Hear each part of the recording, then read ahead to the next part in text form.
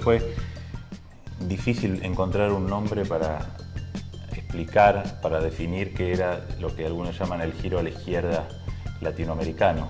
Pero el término quizás que muestra más la ambigüedad de todo esto es cuando nos referimos a estos gobiernos que ya no son nuevos, pero que aparecen a veces como nuevos, como gobiernos post-neoliberales, porque quizás es lo único que los termina de definir algo en común, es la oposición al liberalismo, al neoliberalismo de los 90. A partir de eso algunos intentaron plantear esto en términos de dos izquierdas.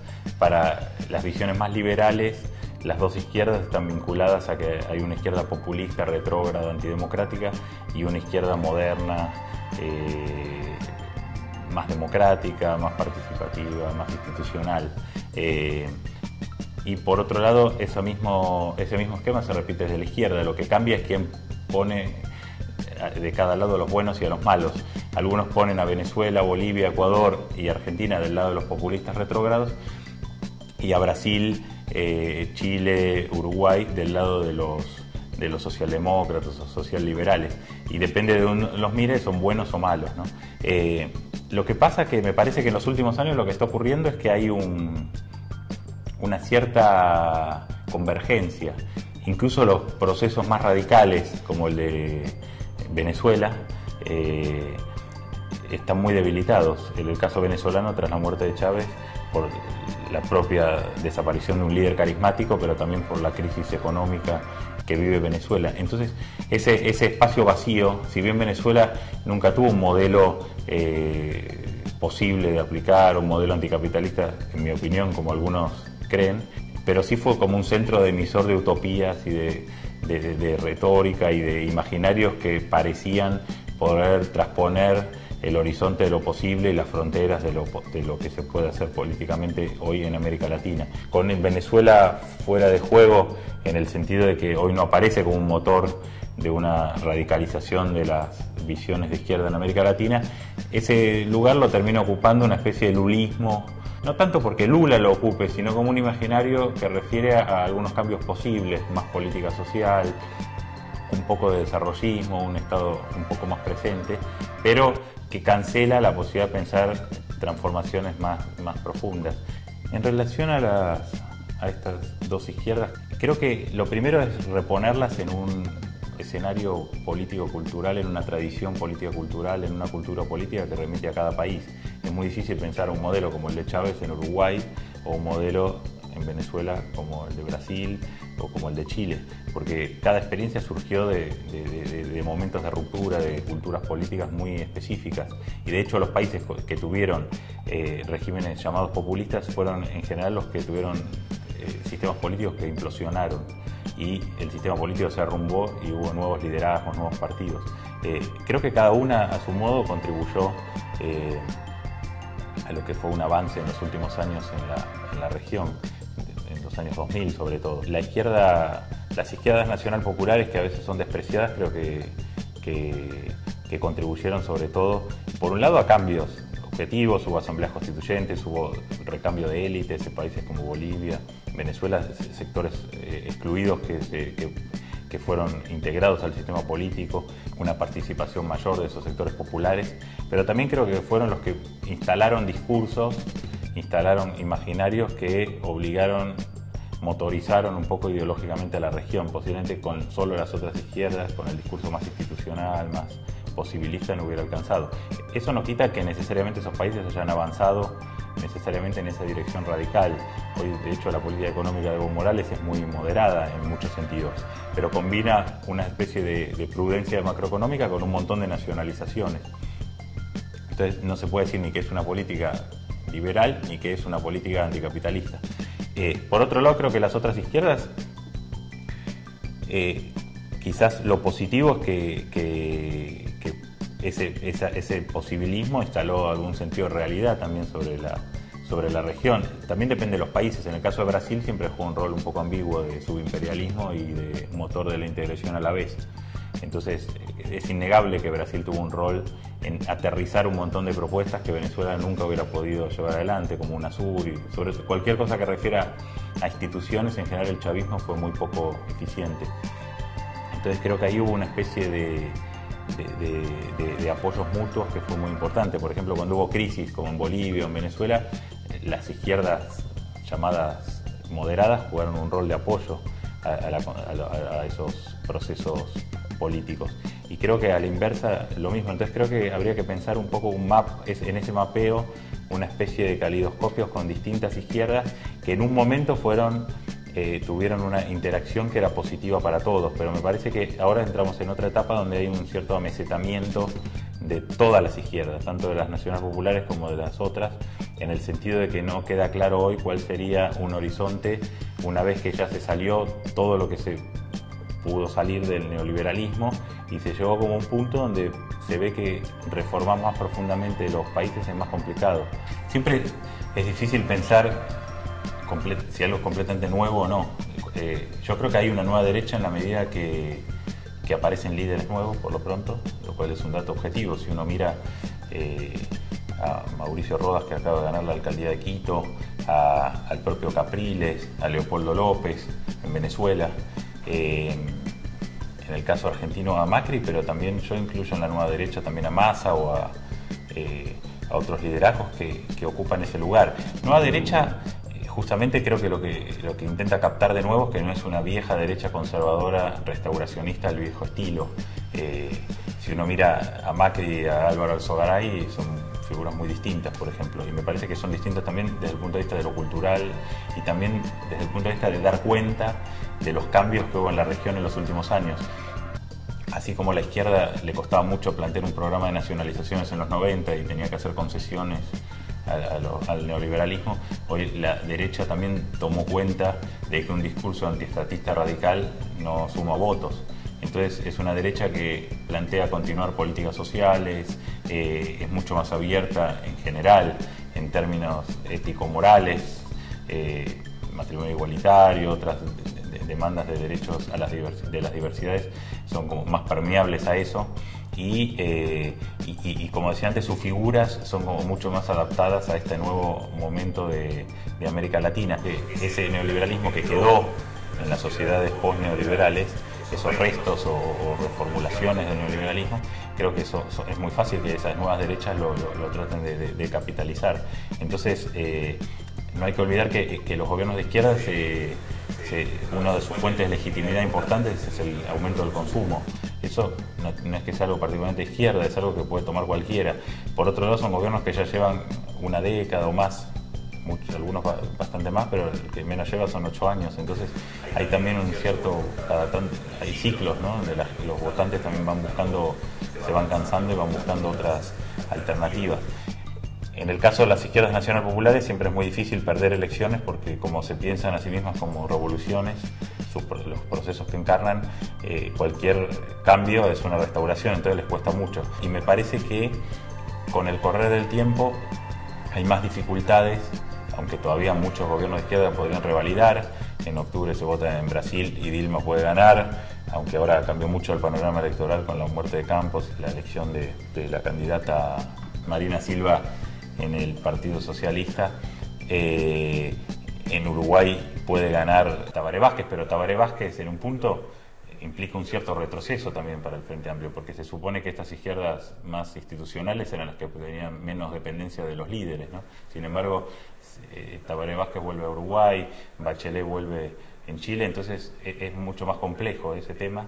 Y hoy Tabaré Vázquez tiene enfrente a la calle Pou, que ya es también parte de esta nueva derecha, más remozada. En Bolivia quizás es el país donde está más claro posiblemente el resultado, porque nadie duda de la victoria de Evo Morales, aunque va a variar si tiene o no 2/3 en el Parlamento. Pero me parece que hoy es el desafío para las nuevas izquierdas, ya no es pelearse con unos neoliberales dogmáticos, sino tener capacidad para pelearse con una centroderecha que plantea los debates en algún punto en otra dimensión. Creo que el fenómeno de Podemos es muy difícil de trasladar a América Latina. Hay varias dimensiones para entender este fenómeno que tiene que ver con la crisis del sistema político español y la crisis económica al mismo tiempo.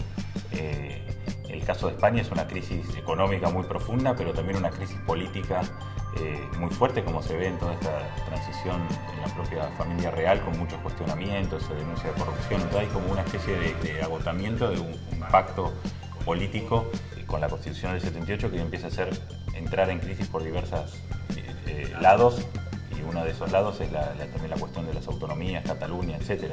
Entonces creo que Podemos nace en ese contexto. Los vínculos con América Latina pueden ser varios. Primero, es interesante que Podemos surge en España inspirados de algún modo y con mucho vínculo con las experiencias latinoamericanas. De hecho, varios de ellos trabajaron con el gobierno de Venezuela, con el gobierno de Bolivia, en distintos niveles de asesorías, etc. Entonces creo que es interesante cómo estas experiencias latinoamericanas viajan, entre comillas, hacia España a través de estos liderazgos de Podemos, pero ahí necesariamente tienen que reformularse, y entonces Podemos aparece como una mezcla de jacobinismo democrático contra lo que sería una nueva dictadura de la troika, del capital financiero, donde el sur de Europa se termina transformando en una especie de colonia alemana en términos de lo que Podemos dice, y a su vez una beta que tiene que dar cuenta obviamente de una tradición que en España fue muy importante, de la izquierda española. En tercer lugar, un esfuerzo que es bastante original hoy en Europa, aunque en parte se hizo en Grecia con Syriza, de tratar de construir una izquierda que salga de las fronteras de las familias clásicas de la izquierda y tratar de construir un movimiento popular contra el sistema.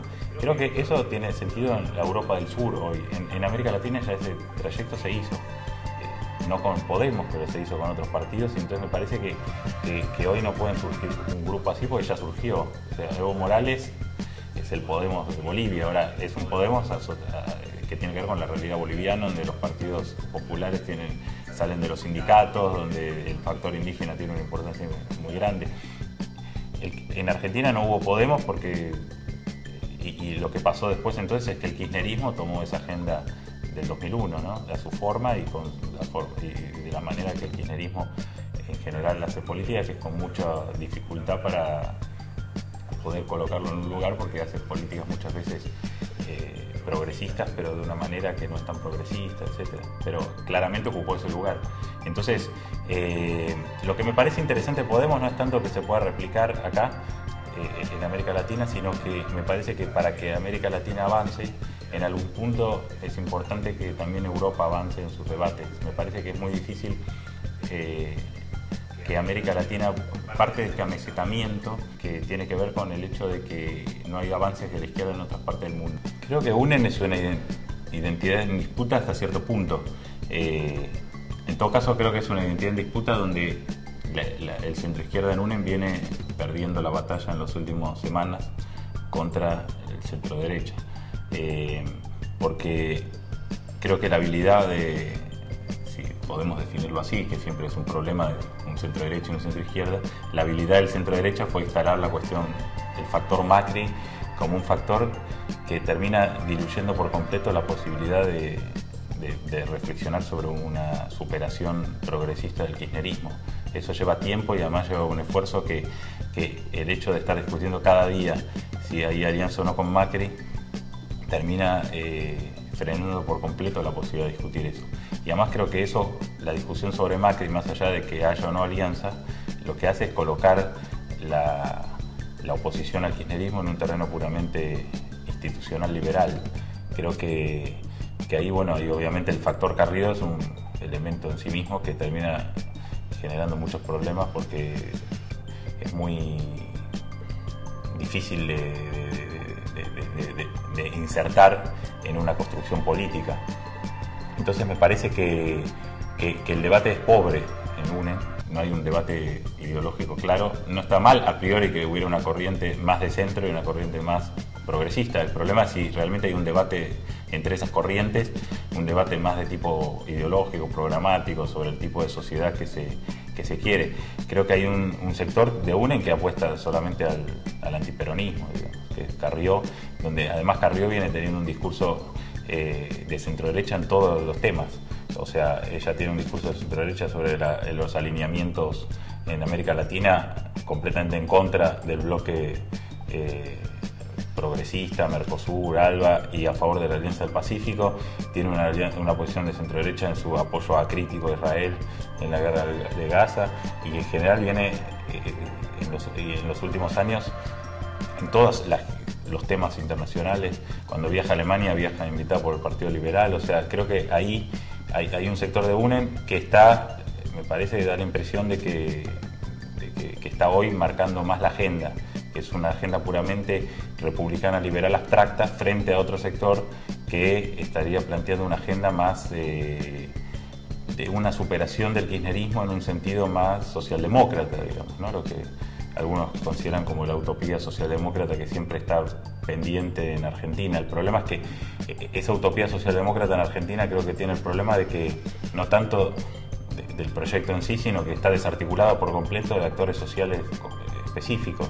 No tiene vínculos con el movimiento obrero, no tiene vínculos con los movimientos sociales casi de ninguna naturaleza, y no parece tener voluntad de tenerlos, ¿no? Hay hoy una pluralidad de movimientos sociales, ciudadanos, etcétera, que están en Argentina y no se sienten referenciados en esa idea socialdemócrata, que por otro lado hoy tiene en contra, como viento en contra, el hecho de que en Europa la idea socialdemócrata está en crisis. Yo creo que habría que plantear las cosas en términos de radicalización de la democracia, lo cual permite dos cosas. Primero, radicalizar la democracia implica cuestionar el neoliberalismo, cuestionar formas de construcción política de esa matriz populista que hay en América Latina.